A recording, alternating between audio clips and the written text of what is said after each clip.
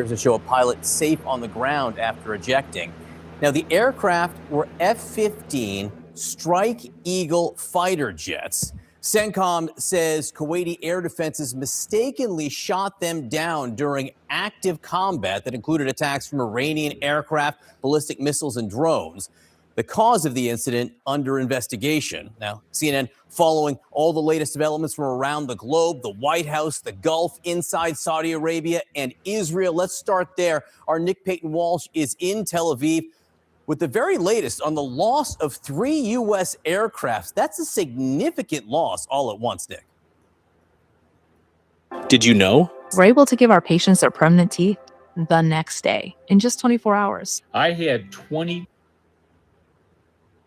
It is startling to see 3 involved in a friendly fire incident like this. And I think it brings home the jeopardy that US troops face as this conflict widens. Look, it's clear that CENTCOM is saying here this was an active combat area. Likely, it seems, if you interpret what they said, that Kuwaiti air defenses were engaging drones, missiles, other things at the time, and mistook these F-15s as legitimate targets too. That is essentially the consequence of the war that the United States is in here.